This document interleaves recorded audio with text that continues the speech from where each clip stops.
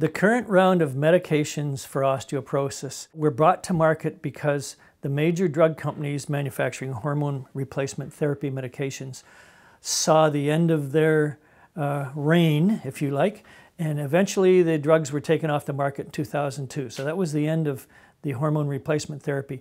Prior to that, when they saw the end coming, they came out with these new drugs called biphosphonates or bisphosphonates. And you have Fosamax, Actonel, Didrical, Boniva, Reclast. And what these drugs do, they all work exactly the same way. And it's rather insidious and frankly very disappointing, and I don't know how anyone can do this to anyone else. Here's what goes on. Our bones are constantly being turned over all of our lives, bit by bit, in a process known as bone remodeling. And what happens is we have two kinds of living cells. We have cells which meander through the bones looking for weakening. Bones will weaken just like metal does when you bend it, and gradually it just breaks apart in your hand. That's fatiguing. The bones fatigue also. So what happens is, if the Creator did not give us a method to replace our bones gradually, bit by bit over time, well, we would just break left, right, and center. So we have two kinds of cells. We have cells which locate and remove wearing out bits of bone. So they actually extrude a little bit of acid type material and dissolve the bone so there's an empty spot there. Then immediately they're followed up by the other cells that come along and lay down brand new bone, replacing the stuff that was there before. So bit by bit, every 7 or 8 or 9 or 10 years, our whole skeleton gets replaced. So that keeps us alive. We need this for life.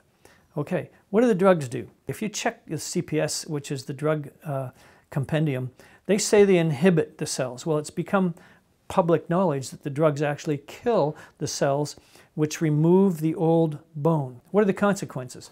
Well, first of all, the bones are going to get weaker and weaker and weaker because these cells are not removing weakened bone. So you get more fractures. Does this play out in real life? Yes. People who are on these drugs get more fractures. The cells that would love to lay down new bone where the old ones were removed can't do that because the old weakening bone is still in place. So they can't replace the bones. It's the lack of replacing this weakening that makes more of the bone get weaker, so you have better chance for fracture under these medications. Now, the stated goal of the medications is not to stop fractures, oddly enough. It's to increase something called bone mineral density. For me, bone mineral density is a nice thing. It's better than having low bone mineral density. I'd rather have strong, resilient bones that don't fracture. I don't really care a whole lot about mineral density. Now, what we want is resiliency and strength, and density doesn't measure any of that. When you're underneath a tree and you pick up a piece of fallen branch off the ground and it's dried out and it's great firewood and it's wonderful kindling, if you go to bend it, you just start to bend it and it snaps because it's brittle. That's what happens to our bones under these current rounds of medication. If you reach up to the tree and grab exactly the same size branch that's still alive and bend it, it just bends and goes back. That's resiliency. Can't measure that on bones without taking risk of fracturing somebody. So the current medical approach of bone mineral density and killing off osteoclast cells, to me, is beyond disappointing. It's pretty much monstrous, and I really think it needs to stop.